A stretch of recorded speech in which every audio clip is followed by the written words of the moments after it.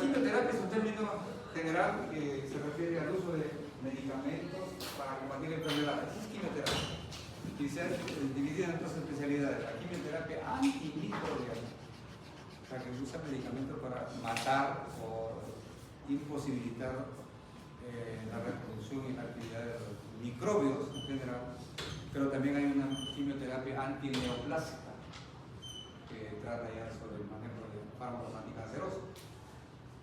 Y ya para referirnos a los microbios, la quimioterapia antimicrobiana, ahí tenemos de diversos tipos también. Antivirales cuando combatimos virus, antibacterianos cuando combatimos bacterias, antimicóticos cuando combatimos hongos, antiparasitarios para los parásitos. Tiene subtipos de antimicrobianos. Y por ahí hay un concepto muy relacionado que es el concepto de antibiótico. Todos los antimicrobianos que tienen actividad contra los microbios son antibióticos. No es así, no es así. Antibiótico típicamente es aquel antimicrobiano que al menos históricamente fue producido, extraído de un organismo vivo. Tenemos por ahí, por ejemplo, la penicilina. La penicilina, cuando se descubrió, obviamente uno de sus descubridores, uno fue Fleming, lo descubrió, se dice accidentalmente porque él estaba trabajando con una placa de cultivo de gérmenes y había aislado estafilococos, sí, estafilococos en Colombia, sí. Ustedes han visto, supongo, placas de cultivo, ¿no es cierto? Sí.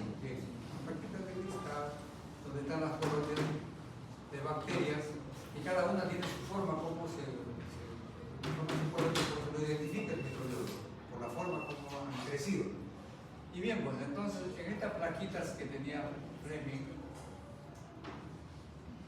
tenía su placa llena de colonias bacterianas, de estafilococo particularmente, y se había olvidado en una noche húmeda de Londres, digamos, es todos los días, en el Reino Unido, en Londres particularmente, es una humedad extraordinaria.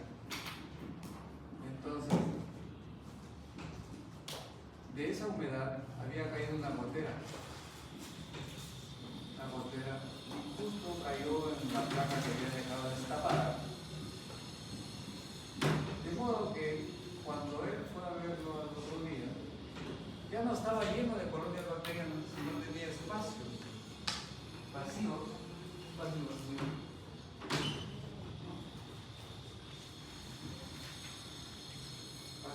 por decirlo. Aquí había caído una gotera, estaba en blanco, aquí a lo mejor había caído otra. Y me pareció curioso, ¿cómo es que aquí la gotera había desaparecido de sus colonias? Y comenzó a curiosear, como todo buen científico, ¿quién puede haber pasado por ahí?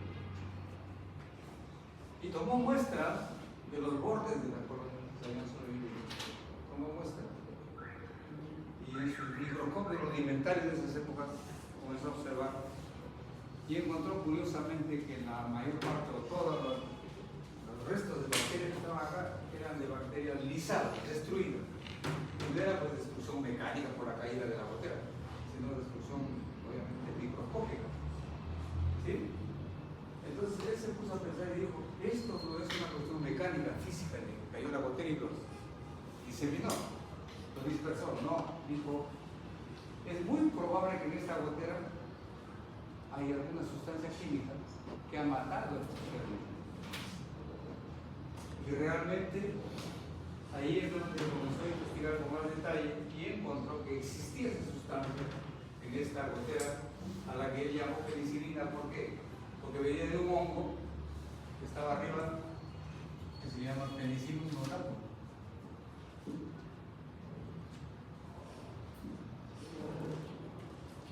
Este es un hongo que ellos no conocían, que justo estaba en mohos de los techos de madera en Londres de ese tiempo, y que había, con la humedad, arrastrado a este tipo de hongo que había caído en la gotera, mató al estafilococo por su componente interno que Fleming le llamó penicilina.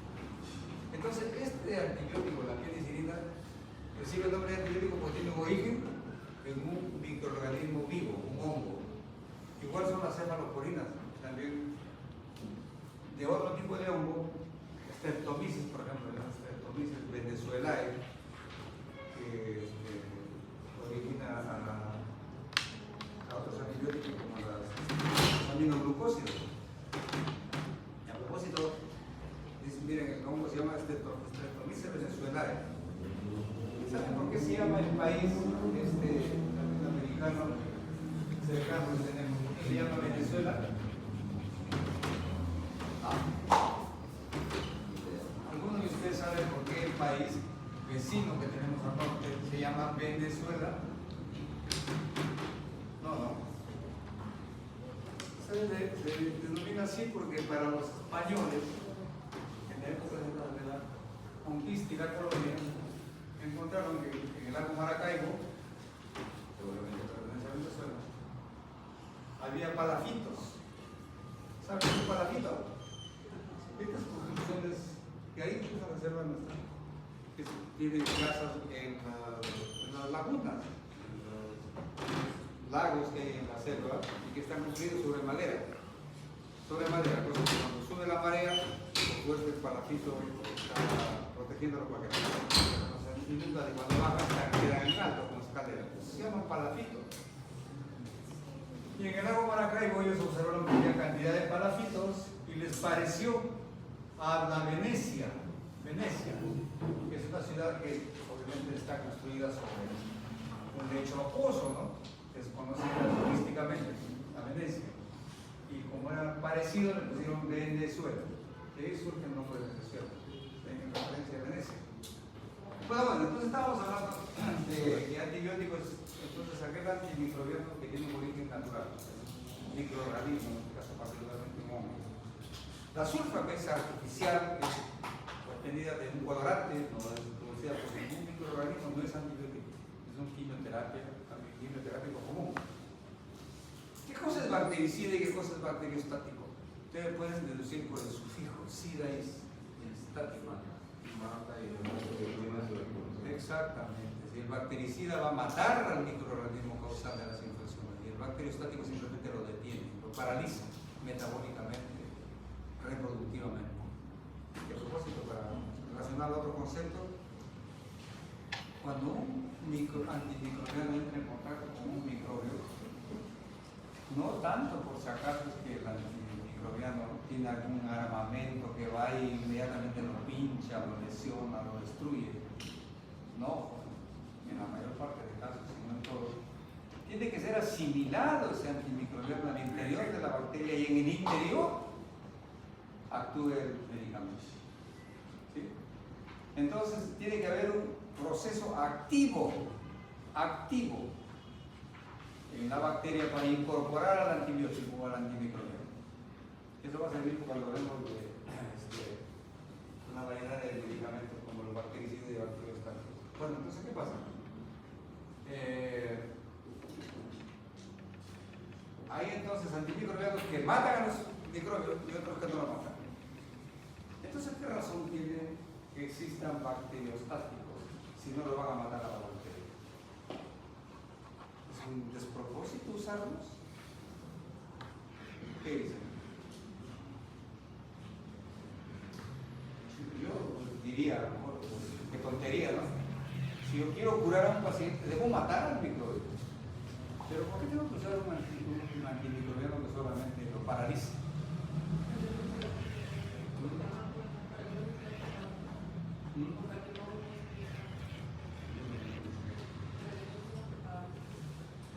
Para que no sigan propagando.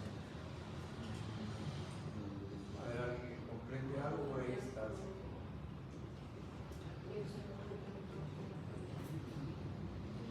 Pero sigue vivo el causante de la enfermedad. Pero mientras está vivo, no se está reproduciendo, pero sí está con una presencia obviamente dañina en el huésped.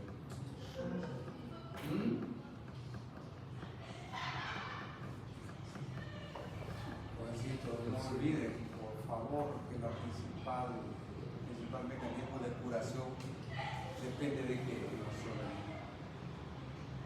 Depende de qué sistema.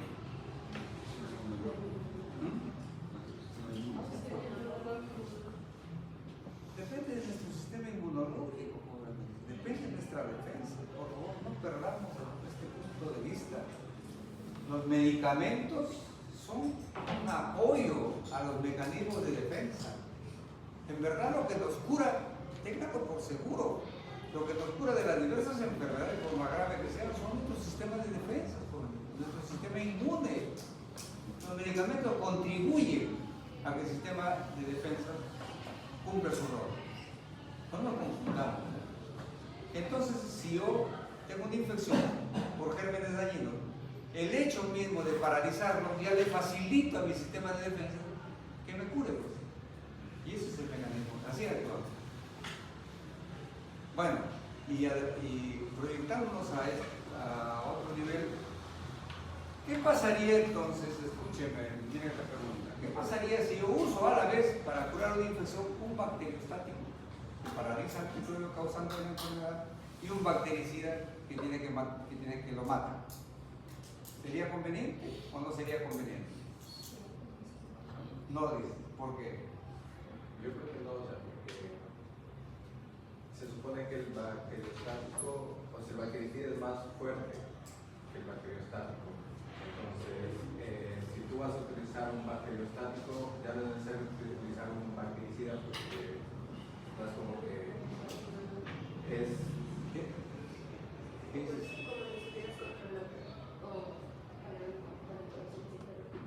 Ya, tal vez porque estoy medio sordo, no lo entiendo bien, pero supongo que están entendiendo seguramente. Pero el asunto es el siguiente.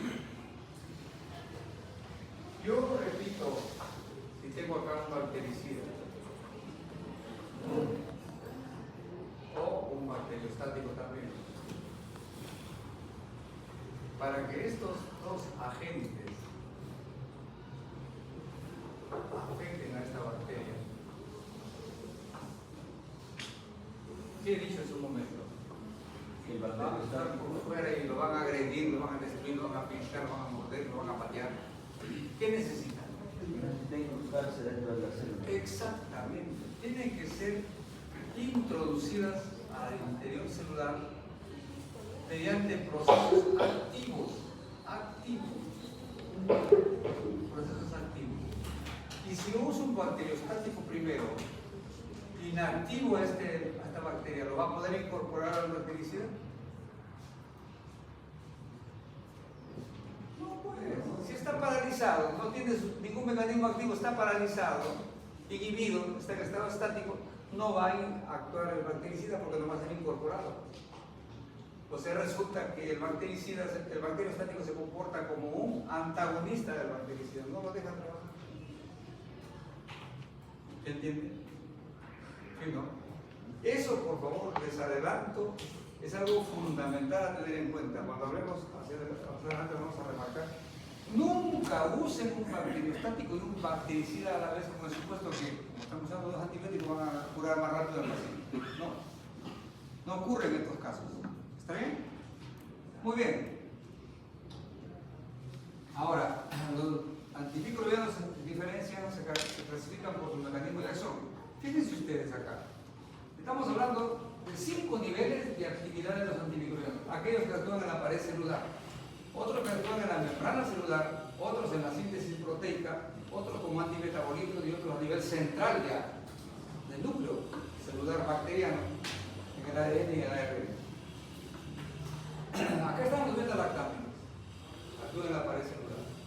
Y los beta-lactámicos se llaman las penicilinas, las cefalosporines.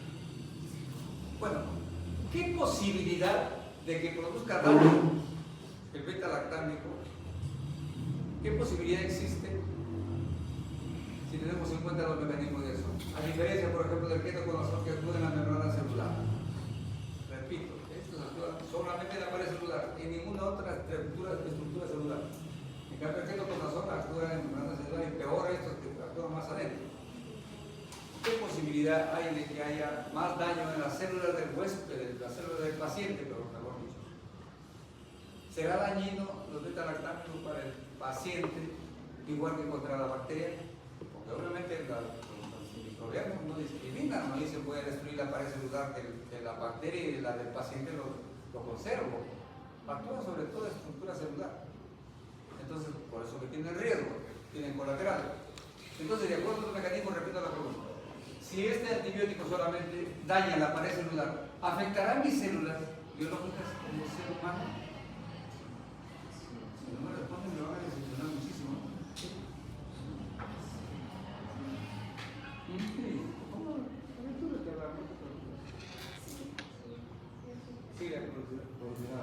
¿Seguro? Repito, el antibiótico beta-lactámico actúa destruyendo la pared celular y obviamente mata a las bacterias. A mis células propias, ¿me hará daño? No, pero ¿por qué no? Tiene que haber un porqué. Por la estructura de la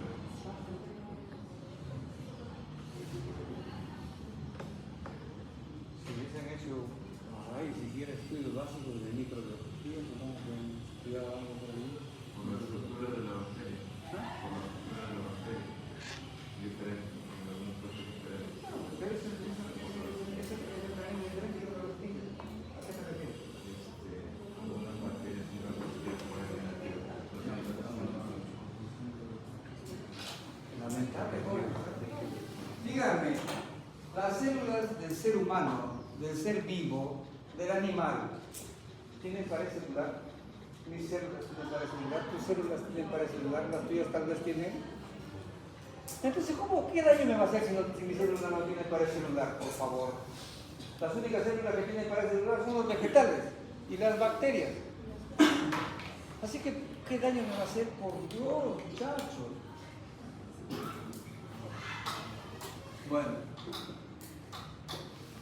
los que actúan ya al interior, sí, estos, por ejemplo, la quinolona, que actúan a nivel de ADN y ARN, sí afectan a las bacterias, las matan, pero también afectan al huésped. Pero la dosis que empleamos es tan pequeña que ese daño no se nota. Y en algunos casos sí, como colateral efecto tóxico. ¿Estamos de acuerdo? Igual los que impiden la síntesis proteica también van a impedir que mis células propias sinteticen mis proteínas. Pero por fortuna no va a ser patogénico. ¿Por qué? Porque es mínimo. A las bacterias sí las afecta. Eso, por favor, les pido que lo tomen muy en cuenta. Es una historia. Hay que hablar de la penicilina y incluso de la sulfa. La sulfanilabida, donde nació la quimioterapia de verdad moderna, tiene un origen bien anecdótico. En esos tiempos, ¿saben? Había un colorante que la gente lo utilizaba para teñir ropa, telas. Era un colorante rojo, azo, digo azos. Y como también en esas épocas se estaban usando rudimentariamente los primeros microscopios, había gente muy entusiasta por ahí mirando un mundo microscópico de bacterias. Porque antes ni siquiera sabían que en las aguas hervidas había microbios por millones, parásitos por millones. Entonces cuando comenzaron a mirar el mundo microscópico vieron que había estructuras vivas ahí, novedosísimas. Pero el microscopio era tan rudimentario en esa época que no distinguían con claridad las estructuras internas. No distinguían, veían que aparentemente había un poquito en el interior de este microorganismo que a lo mejor tenía unos apéndices por ahí que parecían flagelos, cilios, pero no se distinguían muy bien. Entonces a alguien se le ocurrió, digo, bueno, ¿qué pasaría si yo empleo en estas colonias de microorganismos, empleo este colorante? A lo mejor se tiñe y voy a distinguir sus estructuras. Y realmente pues, le aplicaron este colorante rojo azo y lo sometieron al microscopio y comenzaron a ver que sí, ya se dibujó en el interior una estructura globular que después le llamaron núcleo. Cosas más pequeñas que le llamaron lisosoma, retículo de Golgi, todas las estructuras internas, flagelos, ¿sí? Y vieron que había ya más definición de estas estructuras. Pero ¿qué ocurrió? Alguien se dio cuenta que no solamente se habían coloreado, sino que se paralizaron. Estaban tan activas, primero por allá, por acá. Se paralizaron. Así que la mente científica pues, busca siempre explicaciones y comenzaron a preguntarse por qué se paralizó. Y resulta que alguien se imaginó y dijo, algo en este colorante tiene paraliza, detiene a estas bacterias que obviamente paralizadas van a morir con más facilidad. Ahí es donde dijeron, aquí hay una sustancia que combate a este microorganismo que sabemos que es causante, por ejemplo, del anthrax, que en el tiempo había mucho anthrax. Así que eso motivó que investiguen, lo aislaron ese componente y ahí surgen las sulfas. Las sulfas estaban contenidas dentro de ese colorante. Ahí surgió la quimioterapia moderna antimicrobiana. De esta experiencia anecdótica, igual que la penicilina. Doc Mack fue un investigador notable que es el padre de la sulfa. Y así, después ya se diseminó la investigación y se presentaron cantidades de estudios. Ahí están los conceptos que prácticamente son los mismos. Los mecanismos de acción que lo he repetido, no sé por qué. Ahí, detalles nomás. Y esto sí, por favor, es importante tener en cuenta que muchos de los antimicrobianos actúan a nivel de núcleos, a nivel de enzimas que tienen que ver con la síntesis de ADN y ARN. Y ahí sí, por favor, la posibilidad de que estos antimicrobianos afecten la propia estructura celular del paciente, ahí está. Por eso son potencialmente las quinolonas, por ejemplo. La rifampicina, que es un antibiótico muy usado, las quinolonas. Y los antivirales tienen un potencial de daño sobre el paciente ya notable, a diferencia de los que señalamos anteriormente como los beta-lactámicos, que actúan solamente dañando la pared celular y por lo tanto son inocuos para el paciente. Esto de las interacciones me parece importantísimo también, y lo que les hablaba ahí. Nunca usar bacteriostáticos y bactericidas porque se van a interferir, prácticamente los bacteriostáticos interfieren en la acción de los bactericidas. Entre bactericidas sí pueden sinergizarse y se usan combinados para poder dar mayor efecto antimicrobiano. No se bloquean. Hay algunos que tienen acciones secuenciales, por ejemplo el 4-himoxazol. El 4-himoxazol es un quimioterapia que se ha usado muchísimo en el mundo, ahora cada vez menos, no porque sea malo, sino porque los nuevos que han salido son tal vez más eficaces. Pero ¿qué ocurrió con este excelente antimicrobiano? Que encontró que si unía una sulfa como el sulfametoxazol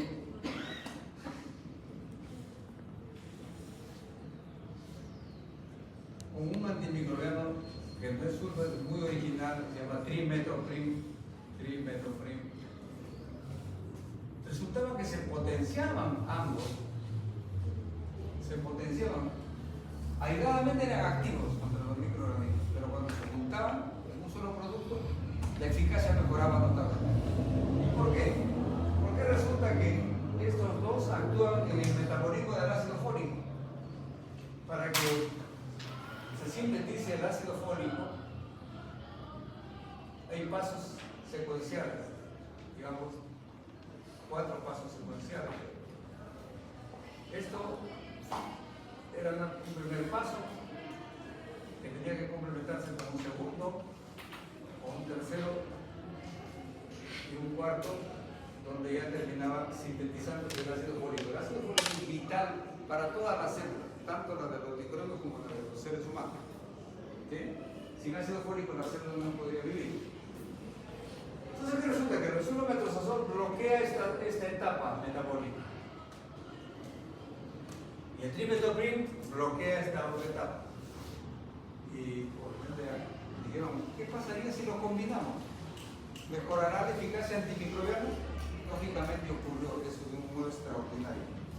Así que si la sulfametozazol tenía una eficacia del 30%, esto del 20%, el resultado no era ni siquiera una suma, sino un 70%. Una sinergia extraordinaria. Y ahí es donde surge el cotrimoxazol. Cotrimoxazol, entonces, es una combinación de sulfametozazol y del trimetoprim que actúan secuencialmente, lo que estamos poniendo ahí, sinergia en acciones secuenciales. Y por último, en la lucha, como se dijo por un tiempo, casi eterna entre la investigación médica y los mecanismos de supervivencia de las bacterias, siempre hay episodios extraordinarios, ¿no? Las bacterias, jovencitos, permanentemente están elaborando estrategias para defenderse de los antibióticos y son tremendamente hábiles para eso. Y aprendieron en algún momento, cuando fueron víctimas víctimas de las penicilinas, de las cefalosporinas, o sea, de los beta-lactámicos, aprendieron a sintetizar enzimas que antes nunca producían, nunca, pero aprendieron a sintetizar enzimas nuevas que se llamaron beta-lactamasas. Eso fue una innovación de las bacterias. Pudieron entonces sintetizar unas enzimas novedosísimas, las beta-lactamasas. ¿Y qué pasó? Estas beta-lactamasas estaban dirigidas contra una parte estructural de las bacterias, de los antibióticos beta-lactámicos, que tiene un anillo de este tipo. ¿Sí? Se llama el anillo beta-lactámico. Bien. Estas enzimas que elaboran las bacterias, especialmente la gram negativa, destruían este anillo, lo lisaban, y por lo tanto el antibiótico fracasaba. Este es un mecanismo de resistencia que emplean las bacterias para sobrevivir ante los antibióticos, ¿sí? Generan enzimas que destruyen al antibiótico. Bueno, pues como nosotros también somos inteligentes, no tanto como las bacterias, pero somos inteligentes, entonces los investigadores dijeron, bueno, nosotros vamos a actuar, si estos actúan contra el anillo beta-lactámico del antibiótico que nos protege, nosotros actuaremos buscando un producto que anule las beta-lactamasas. Y se logró. Ahí es donde surge el famoso ácido clavulánico. El ácido clavulánico entonces es una sustancia farmacológica que fundamentalmente lo que hace es destruir a las beta-lactamasas, ¿sí? Destruye a las beta-lactamasas, y las beta-lactamasas entonces ya no actúan, el antibiótico se preserva y recupera su actividad antimicrobiana. Por eso que uno de los antibióticos más populares en la actualidad es la amoxicilina más ácido clavulánico. Sí, supongo que la mayor parte de ustedes lo habrán escuchado, lo conocen. Ya no se receta sino más amoxicilina pura, casi siempre se prescribe junto con el ácido clavulánico. Porque este ácido clavulánico le permite trabajar impidiendo que la bacteria produzca una beta-lactamasa y que pueda inactivarse a la amoxicilina. ¿Está claro? Ese es un facilitador que lo estamos considerando aquí. Bueno, no olvidemos de que cuando usamos varios antibióticos a la vez, es una recomendación que por favor me permito remarcarlo, nunca usemos antibióticos de manera irracional, jóvenes. Nunca, por favor. Debemos usar cuando está justificado, cuando es imprescindible y siempre de manera lógica, cuando menos. Ya llegó la época, jovencito, que se temía tanto antes de que ya llegue un momento que los gérmenes ya no van a responder a ningún tratamiento antibiótico. Les juro que ya llegó. Y eso no es ni siquiera de mucho tiempo. Antes de la pandemia ocurrió un evento que ha marcado un hito en la medicina mundial.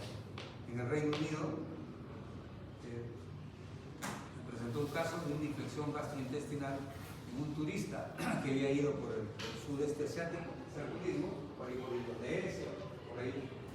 ¿Y qué ocurrió? Cuando llegó a Inglaterra, entró en un estado casi ya de colapso, con una infección severísima gastrointestinal que lo había adquirido en el sudeste asiático. Y cuando lo internaron en Inglaterra, en Londres, tomaron muestras y ayudaron a generar una enterobacteria que no respondía, escúchenme, a ninguno de los antibióticos que había en Inglaterra. Ninguno, a todos era resistente.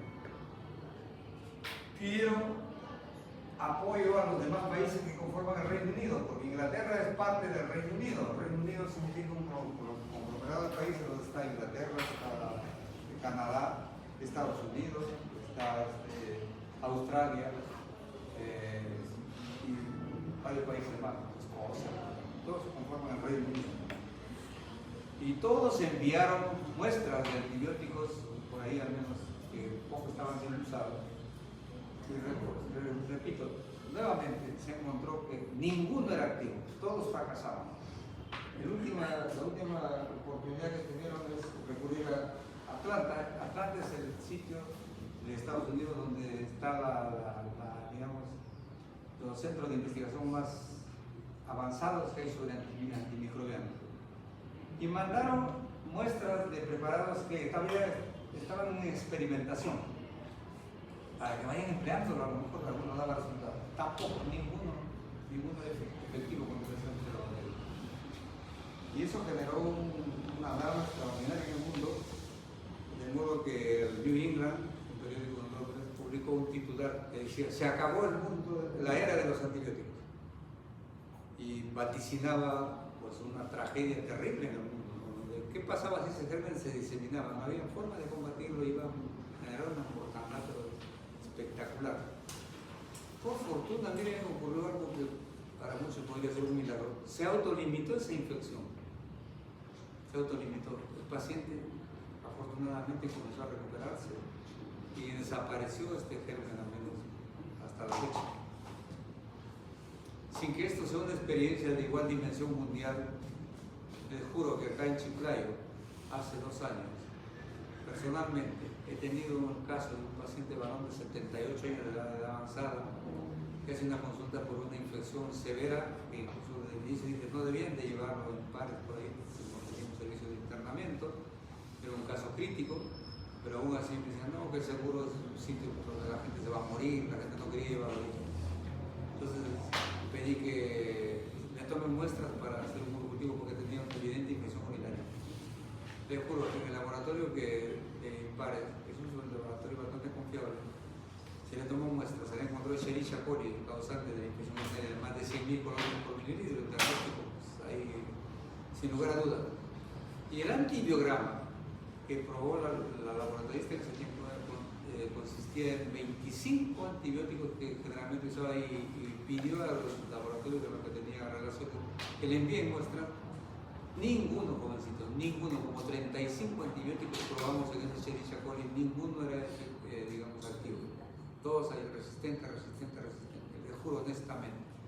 Primer caso que, digamos, palpablemente encontraba que en Chiclayo de una Escherichia coli absolutamente resistente a la droga, antibióticos. Me comuniqué con el Almanzor y con los colegas y les pedí que lo internen, porque por fortuna tenía seguro, y que hagan todo lo posible por combatir esa infección y que lo aíslen incluso. Hicieron eso y usaron un cóctel de antibióticos de los más sofisticados que hay, combinaron buscando opciones y lograron sacarlo al paciente. Esas dos experiencias que son dramáticas, les cuento a ustedes, para que vean que hemos llegado a ese momento, en verdad, terrible que se temía.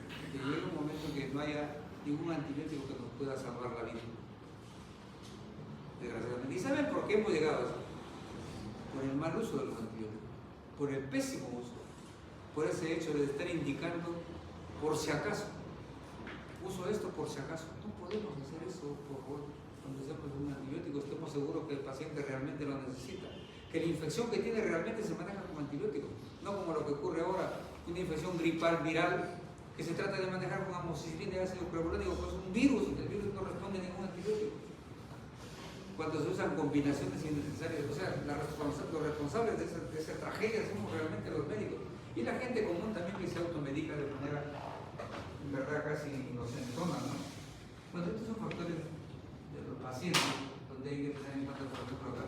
Si ustedes tienen una herida que tiene pus, que tiene cuerpos extraños, por favor, si ustedes no hacen asepsia, limpieza minuciosa, ese paciente se va a complicar. No va a haber antibiótico que cure esa infección. La asepsia es fundamental. Y nunca usen los famosos antibióticos por si acaso, para que no se infecte, como hacen la mayor parte de médicos que están en emergencia. Tome esta recetita para el dolor y este antibiótico por si acaso, para que no se infecte. Oh, Dios, qué aberración es esa.